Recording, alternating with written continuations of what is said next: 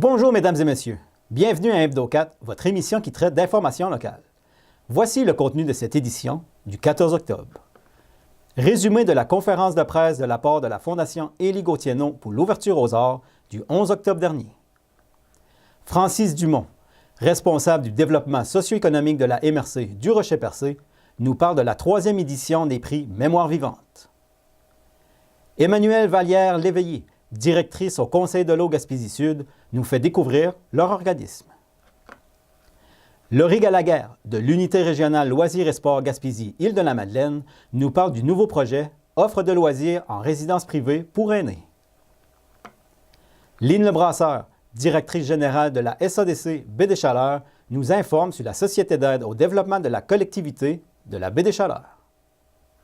Et Vanessa Raté, conseillère aux entreprises à la SADC Baie des Chaleurs, nous informe sur les présentations des résultats de l'étude de marché participative qui a lieu présentement dans notre région. Bonne émission tout le monde! Tout d'abord, jeudi le 11 octobre dernier, à la salle de spectacle Thomas Morisset à Chandler, avait lieu une conférence de presse de la part de la Fondation Élie-Gauthier-No pour l'ouverture aux arts afin de lancer leur 2e campagne de financement majeure. Nous avons préparé le résumé que voici. Cette année, on récidive avec un de nos événements collecte de fonds majeurs, qui est le spectacle pour la Fondation Élie-Gauthier-No. La Fondation Élie-Gauthier-No pour l'ouverture aux arts lance sa 2e campagne, comme je vous l'ai dit. Puis on est privilégié de toujours avoir comme président d'honneur le couple Marie-Claude Tétrault et M. Normand Brathwaite. M. Brathwaite, l'année passée, à la fin de son spectacle, avait dit aux gens qui étaient là, aux nombreuses personnes, qu'il a dit à l'année prochaine. Donc, c'est un homme de parole. On a contacté Normand, puis on lui a demandé de faire un 2e spectacle qu'il a accepté avec grand plaisir. Donc, le 10 novembre prochain, à la salle de spectacle Thomas Morisset, on va avoir un spectacle avec Normand Brathwaite et comme vedette principale, au niveau du chant, ça va être Élisabeth Blouin-Brathwaite, sa fille. Et pour l'avoir déjà vu en spectacle, c'est une bête de scène. Vous allez avoir vraiment un spectacle haut en couleur. Et cette année, pour la somme de 40 $, vous allez avoir droit à partir de 6 heures à un cocktail où est-ce qu'on va donner avec le billet un verre de vin ou une bouteille d'eau ou du jus pour les personnes qui ne consomment pas d'alcool. Donc, il va y avoir un formule 5 à 7 avant le spectacle. Puis, à 19h30, la première partie va être assurée par un band local qui est très, très apprécié ces temps-ci, On The Side Band. Donc, à 19h30, eux vont faire la première partie du spectacle. Et Normand vient cette année avec les mêmes musiciennes que l'année dernière. Donc, c'est des musiciennes professionnelles qui sont très, très bonnes. L'année dernière, ça a été un franc succès. Et cette année, on a rajouté un thème au spectacle pour rendre ça encore plus festif, pour rendre ça encore plus intéressant. Ça va être Disco Party, le thème. Et on invite les personnes à se déguiser avec le thème là, des années disco, là, fin 70, début 80. Fait qu'on invite les gens à avoir du plaisir avec nous lors de cette soirée-là. La vente des billets va bien, c'est sur le réseau Sapinard, donc à Grande-Rivière, c'est JL Vidéo. Oui. Puis à Chandler, c'est au garage Irving. Donc, on invite la population à venir avoir du plaisir avec nous, puis ça va être une soirée haut en couleur. Le 2e événement, c'est Mme Dominique Giroux, la vice-présidente, qui va vous en parler. Nos événements sont comme proches dans le temps. C'est un événement qui s'appelle le Iceman gaspésien. Donc, c'est la 2e édition cette année. Le Iceman, écoute, c'est une baignade dans la mer. Ça va être situé derrière la gare de Chandler le 23 décembre à 9h. Ce qu'on invite les gens à faire, c'est communiquer avec moi pour l'inscription au 680-4122. C'est important. J'aimerais beaucoup cette année avoir des entreprises. Des entreprises où il y aurait 10 personnes avec leur logo d'entreprise pour sauter dans la mer avec nous. L'an passé, c'était une première édition. On était... c'est pas mal sur le qui-vive. On s'est organisé pas mal à la dernière minute. Puis on a eu quand même 55 personnes qui ont sauté dans la mer avec un total de 5 000 $ de ramassés. Fait que ça a été super, là. Cette année, je vise 120. Je vous dirais qu'au moment où on se parle, ça avance très vite. Fait que j'invite les gens à communiquer avec moi. Ça peut se faire individuellement. Donc, individuellement, c'est 50 $ par personne. Puis en groupe de 10, c'est 450 $ pour un groupe de 10 ou une entreprise. L'an passé, ça a été fantastique, ça a été une très belle réussite. Fait que cette année, avec de la musique et de l'animation, ça devrait être génial. Et l'aide de nos pompiers aussi. Oui, les pompiers volontaires de Chandler, bien, honnêtement, si j'avais pas les pompiers de Chandler et de la MRC, je pourrais pas organiser un événement comme ça. Fait que merci beaucoup à ces gens-là, parce que c'est à ces gens-là que j'ai demandé avant de l'organiser. Fait que c'est beaucoup eux autres qui l'organisent vraiment. Puis au niveau sécurité, on a tout ce qu'il faut. Au niveau sécurité, on a des sauveteurs, des pompiers qui sont habillés, qui sont dans l'eau, à une profondeur à peu près de 3 pieds. Donc, il y a toujours des sauveteurs dans l'eau. Ce sont des pompiers volontaires. L'année passée, il y en avait. Cette année, il y en a encore. On a l'ambulance qui va être là, le service de premier répondant. Tout le monde va être là. Donc, la sécurité est très, très bien organisée. Fait que j'invite les gens. Il faut que ce soit plein. Il faut qu'il y ait du monde sur la plage. Puis, je vous attends en grand nombre. Je vais vous donner les critères de sélection qui sont quand même assez simples. Les critères de sélection, il faut que la personne qui fait la demande, à qui le don va être adressé, il faut qu'il ait 30 ans et moins, qui doit vivre dans la MRC du Rocher-Percé, parce qu'actuellement, on est au niveau local là, pour la MRC. C'est pour produire ou apprécier de l'art. C'est dans les deux voies. On a voté aussi que ça va être un maximum de 200 $ par personne, par demande, par année. Alors, c'est sûr que nous, on veut qu'il y ait le plus de monde possible qui puisse bénéficier. Donc, c'est pour ça qu'on a mis un maximum. Si jamais on reçoit plus de demandes qu'on a de fonds cette année, on a voté retourner environ 10 000 $ dans la communauté. Alors, à ce moment-là, notre comité de sélection va faire un tirage au sort pour définir qui va gagner là, si les gens respectent les critères. On va mettre un formulaire de demande de dons en ligne sur notre Facebook à partir de cette fin de semaine. Donc, on va avoir un formulaire. Vous allez aller sur le Facebook de la Fondation. Vous allez pouvoir télécharger le formulaire, pouvoir le remplir et l'envoyer par la poste. On va demander aux gens de nous retourner leur formulaire par la poste. L'adresse va être indiquée dessus. Ensuite de ça, ce qu'on va faire aussi, vu que c'est pour les jeunes en bas de 30 ans, on va, de façon volontaire, on va envoyer des formulaires dans toutes les écoles de la MRC. On va demander aux directions d'être à l'affût s'il y a des jeunes qui pourraient bénéficier de notre aide, et aussi aux organismes comme le Centre Jeunesse et tous les organismes qui sont prêts au niveau de l'aide au niveau des familles dans notre MRC. Fait qu'on va envoyer nos formulaires en espérant qu'on va pouvoir aider le plus de monde possible. La MRC du Rocher-Percé est heureuse d'annoncer le lancement de la 3e édition des prix Mémoire vivante. Nous avons rencontré pour vous Francis Dumont, responsable du développement socio-économique de la MRC du Rocher-Percé, pour nous en parler. Pouvez-vous nous parler de la 3e édition des prix Mémoire vivante? C'est quoi, en fait? Bien, on est très content de la lancer. Dans les 2 premières éditions, on lançait le concours plus tôt au printemps, mais c'est avéré que les gens avaient moins le temps de remplir les formulaires et de déposer leur candidature durant l'été. Donc là, on a ciblé plutôt l'automne. Donc, 3e édition des prix Mémoire vivante, c'est 3 000 $ qu'on remet en bourse. Cette année, par contre, une nouveauté, on va avoir 3 500 $ à remettre. Et c'est des bourses, un chèque, carrément un chèque, qu'on remet à des gens qui ont fait un effort pour maintenir la mémoire vivante, qu'elle soit dans la façon de faire les choses, la façon de construire les choses ou la façon d'entretenir les choses. Je m'exprime par là, c'est que tout le monde peut gagner. C'est ouvert aux entreprises privées, c'est ouvert aux citoyens, c'est ouvert aux OSBL. Seules les municipalités sont exclues.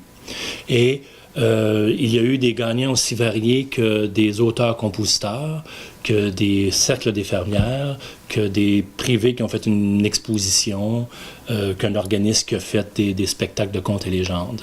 Le but, c'est que les gens doivent témoigner à l'intérieur d'un petit court, je vous dirais, formulaire, 5 questions, puis nous expliquer pourquoi qu'ils ont fait un projet pour mettre en valeur soit leur belle maison, soit les recettes de leur grand-mère, ou peu importe, pourvu qu'ils rendent la mémoire vivante. Puis là, il y a 4 prix reliés à ça. Dans les prix Mémoire vivante, nous remettons une bourse de 500 $ à un prix qui s'associe à la jeunesse. soit portés par les jeunes ou créés pour les jeunes. Un prix de 500 $ pour les aînés également, qui s'associe aux aînés ou portés par des aînés, un grand prix de 2000 $. Et cette année, c'est très intéressant, il y a la Fondation du patrimoine de Percé, c'est un organisme indépendant qui ont demandé de s'associer à nous. Et eux, ils vont remettre également une bourse de 500 $ à un projet qui met en valeur la sauvegarde du patrimoine humain et matériel et immatériel sur le territoire de la ville de Percé. Donc, on a 4 bourses à remettre cette année. D'accord. Y a-t-il des dates limites? Bien sûr, on est en période d'inscription. C'est lancé depuis mercredi prochain. Ça se termine le 14 novembre. J'aimerais aussi ajouter que c'est très souvent des projets de citoyens et également c'est jugé par des citoyens. Nous avons un jury anonyme composé d'un citoyen par ville. Alors là, eux ont un gros travail, c'est de choisir les gagnants. Et la remise des prix va se faire à la Maison Legrand le 29 novembre. Et également, on s'associe à la Société d'Alzheimer de la Gaspésie des Îles-de-la-Madeleine. Eux, ils sont toujours avec nous à la remise des prix. Ils font une activité de levée de fonds. Et le mariage de notre titre Mémoire vivante et la Société d'Alzheimer fait un parfait mariage. Et quels sont les critères pour être admissible? Il faut habiter la MRC du Rocher-Percé, avoir son siège social ici. Il faut que le projet soit réalisé à l'intérieur des 3 dernières années. Donc, même si ce n'est pas un projet naissant, il y a peut-être 2 ans. Ça, c'est très important. Également, si tu permets, je vais enlever mes lunettes. Le projet doit avoir un lien avec le patrimoine culturel, immatériel et matériel. Donc, tu refais ta galerie en utilisant une photo d'époque, tu as le droit aussi important que le fait de réécrire un livre de recettes de ta grand-mère. Là. C'est ça que ça veut dire. Ou faire un musée, ou toutes sortes d'activités. Puis également, le projet doit avoir eu une dimension publique. Ce qu'on veut dire, une dimension publique, c'est pas obligé d'être le projet n'est pas obligé d'être dans une bibliothèque puis exposé dans des halles d'entrée, mais juste au moins que le public ait eu la chance de le voir. C'est pour ça que je vous dis que même qu'une galerie est recevable, parce que le voisinage doit l'avoir vu, puis pourvu que vous prouvez que vous avez une petite rencontre familiale sur votre galerie, là, c'est suffisant. C'est qu'on veut qu'il y ait partage du savoir-faire qui soit transmise dans la candidature. Et comment ça a débuté, toute cette belle aventure?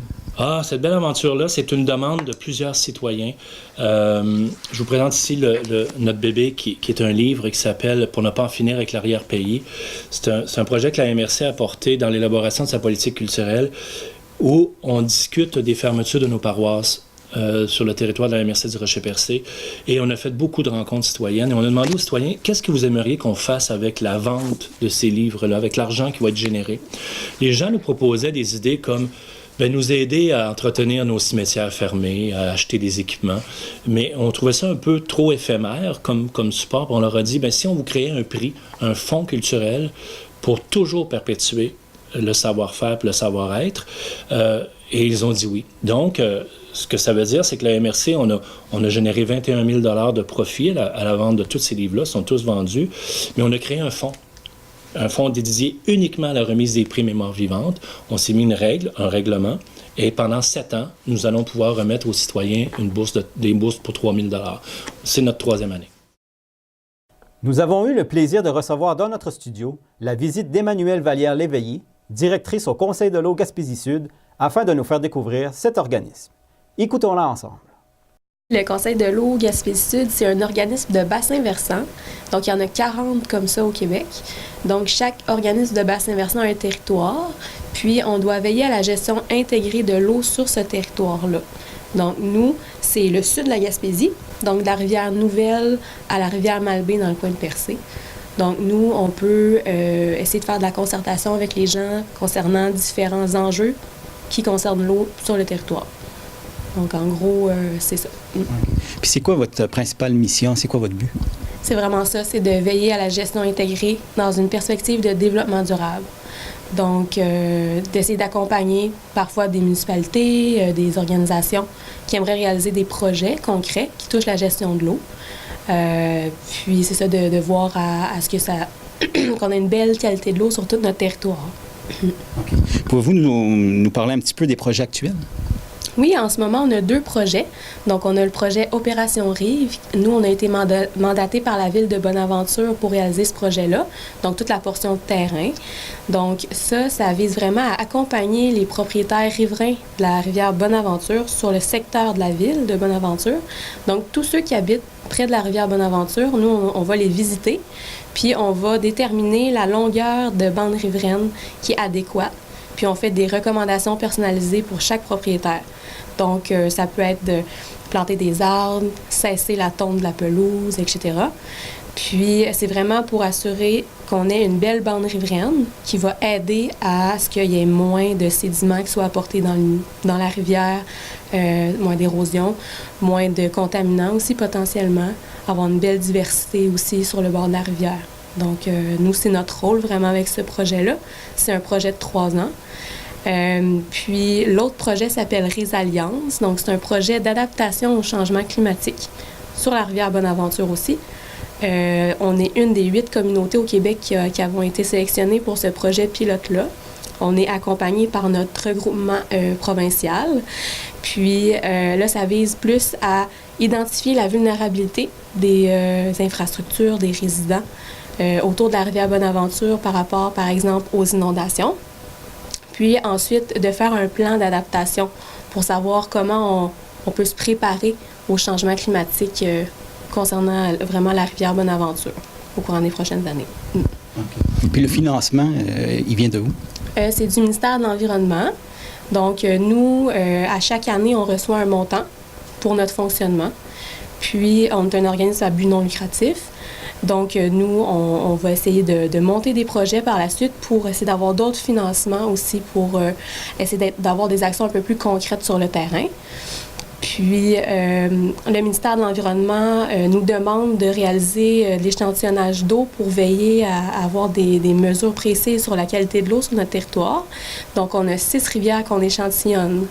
On a Nouvelle, Petite Cascapédia, Bonaventure, Passepébiac, on a Pabot, Grande-Rivière.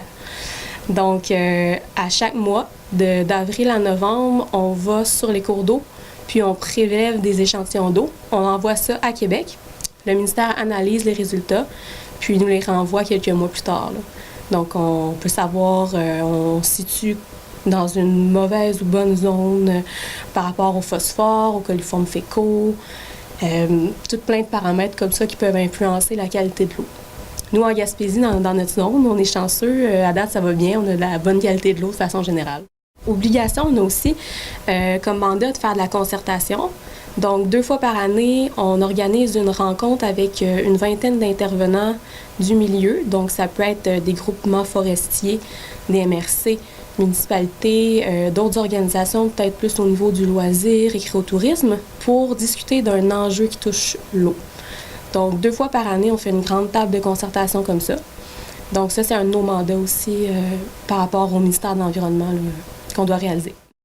L'unité régionale Loisirs et Sports Gaspésie-Île-de-la-Madeleine et les Jeux des 50 ans et plus Gaspésie-Île-de-la-Madeleine unissent leurs forces pour lancer un tout nouveau projet, une œuvre de loisirs en résidence privée pour aînés.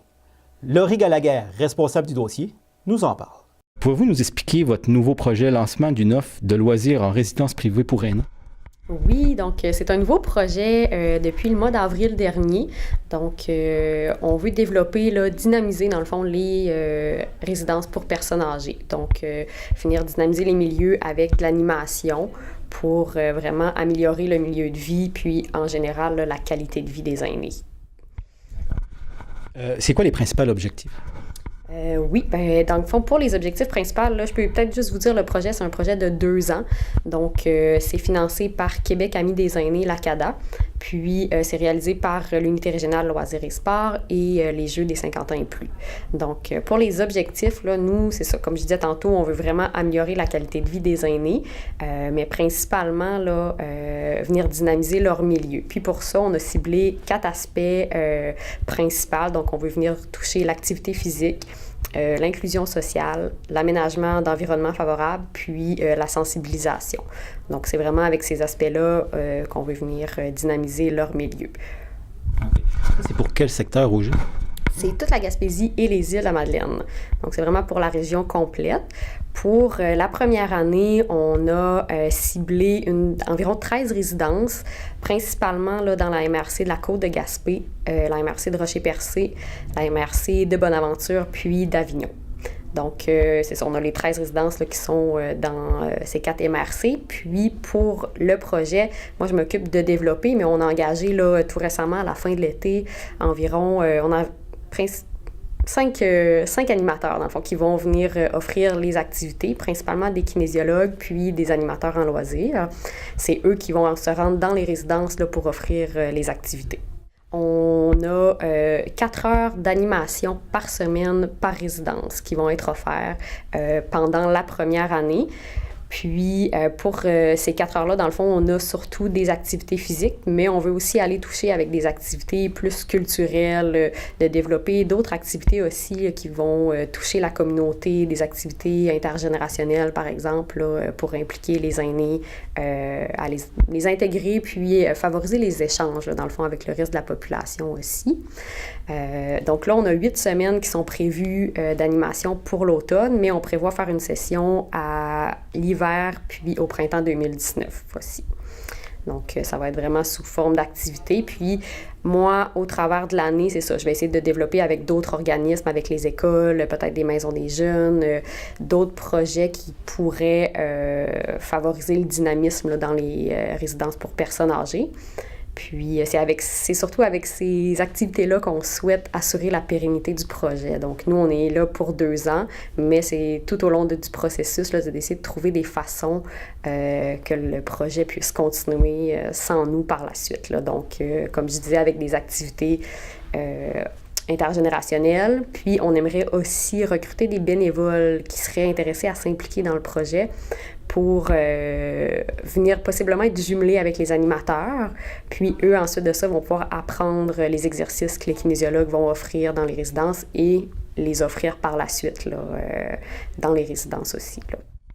Les personnes qui sont intéressées à devenir bénévoles, ils rentrent en contact avec vous comment? C'est possible de me contacter personnellement, donc à l'URLS au 418-388-2121. Sinon, par mon adresse courriel, laurie.gallagher, G-A-L-L-A-G-H-E-R, à commercial urlsgym.com. Donc, tous les gens dans les différentes municipalités qui sont intéressés à s'impliquer dans le projet, qui sont dynamiques dans leur milieu, on est super ouverts, puis on aimerait vraiment pouvoir avoir des gens, des bénévoles qui veulent s'impliquer là, dans ce projet-là pour assurer la pérennité. Afin de vous informer sur la Société d'aide au développement de la collectivité de la Baie-des-Chaleurs, nous avons rencontré pour vous Lynn Lebrasseur, directrice générale de la SADC Baie-des-Chaleurs. Pouvez-vous nous expliquer en gros c'est quoi la SADC Baie-des-Chaleurs? La SADC Baie-des-Chaleurs, c'est un organisme de développement économique qui est vraiment là pour soutenir les entreprises du territoire et à différentes étapes de leur vie d'entreprise. Donc, ça peut être soit au début, en termes de démarrage, d'expansion, consolidation d'entreprise et tout ça. Donc, notre objectif, c'est le développement économique, créer de l'emploi et amener justement un essor économique sur notre territoire. Mais quels sont les produits et services que vous offrez? Comme produit et service, nous, on gère des fonds d'investissement, c'est-à-dire qu'on a des portefeuilles qui appartiennent à la collectivité et on fait des prêts. Donc, les entreprises qui sont à différentes étapes, soit en démarrage, en expansion, veulent acheter un bâtiment, un équipement, ont besoin de fonds de roulement, peuvent s'adresser à la SADC, font une demande de prêt. Via les 2 portefeuilles, donc on a un prêt qui est vraiment pour les jeunes, 39 ans et moins, qui est quand même avantageux parce qu'il y a un moratoire 2 ans sur le capital, sur les intérêts. Donc, ils ne payent pas d'intérêt pendant 2 ans. Et ça leur permet justement, cet avantage-là, de réaliser leurs projets ou de différents projets. Et les jeunes peuvent en profiter plus d'une fois dans la vie d'entrepreneur, pourvu qu'ils respectent le critère d'âge. Et ensuite, on a notre fonds d'investissement qu'on dit régulier, qui, lui, est pour tout type d'entreprise, d'entrepreneurs. Donc, il n'y a pas nécessairement de critères en termes d'âge. Et on peut faire des prêts jusqu'à 250 000 au niveau du fonds d'investissement régulier. Donc, tout se passe ici. Au niveau du financement, on a des clients avec lesquels on fait affaire depuis plusieurs années, puis qu'on chemine avec eux comme ça dans leur projet d'entreprise. On fait aussi de l'accompagnement. Ce que ça veut dire, c'est que les gens qui veulent avoir du soutien technique, veulent des conseils en termes de ressources humaines, on peut les accompagner. On peut les accompagner aussi dans les médias sociaux, comment mettre en valeur leur entreprise, comment rejoindre leur clientèle. Donc, on a différents quand même produits qu'on offre aussi d'accompagnement et ça, c'est offert à tous les membres de la SADC. Pouvez-vous nous parler un peu du réseau de la SADC puis de votre territoire que vous desservez? Au niveau de la SADC BD Chaleur, nous, on couvre le territoire qui est de l'Ascension de Patapédia jusqu'à Chigaouek, dont les 2 MRC, Avignon et Bonaventure au complet. Donc, sur ce territoire-là, on a des membres. Les gens peuvent adhérer au niveau de la SADC et c'est les membres aussi qui vont élire le conseil d'administration qui gère notre organisation. C'est de cette façon-là qu'on fonctionne. Il y a différents types de membres. Il y a des membres individus qui sont soit des personnes qui veulent appuyer le développement économique de leur territoire et qui peuvent devenir membres de la SADC. Puis on a des membres qui sont corporatifs, donc des entreprises et tout ça, qui peuvent devenir membres. Puis on a des membres emprunteurs. Ça, c'est plus les clients à qui on fait des prêts qui peuvent être membres. Donc, à ce moment-là, il y a quand même des avantages pour les membres, dont, entre autres, l'accompagnement. L'accompagnement est gratuit pour les membres. Donc, ça nous permet aussi d'ouvrir, même à des municipalités, qui peuvent être des petites municipalités qu'on peut accompagner, soit avec des médias sociaux ou autres, les mêmes services qu'on offre pour les entreprises, mais s'ils sont membres, on peut les accompagner. C'est la même chose pour les organismes à but non lucratif et tout ça. Donc, ça ouvre quand même notre perspective d'intervention en ayant des membres. Puis ça nous permet justement de contribuer aussi à différentes organisations qui ne sont pas nécessairement des entreprises standards qu'on peut dire là, en tant que telles. Les personnes ou les entreprises qui ont besoin de vos services, ils rentrent en communication avec vous comment? À ce moment-là, ils peuvent nous appeler directement au 418-392-5014, puis vérifier comment on adhère au niveau de membres et tout ça, ou encore via notre site Internet au www.sadcbc.ca. Le formulaire est déjà en ligne, les gens peuvent le compléter, nous le transmettre, puis ensuite, contacter nos agents pour justement avoir de l'accompagnement. En terminant, Vanessa Raté, conseillère aux entreprises à la SADC BD Chaleur, nous informe sur les présentations des résultats de l'étude de marché participative qui a lieu présentement dans notre région. Pouvez-vous nous expliquer en gros c'est quoi l'étude de marché participative? L'étude de marché participative, c'est une étude qui a été réalisée par la firme Potluck qui a été effectuée durant les mois de mars et avril dernier via Facebook.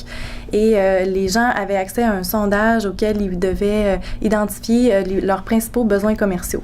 Donc, principalement, ça visait d'identifier le portrait global pour chacune des zones de la baie des Chaleurs.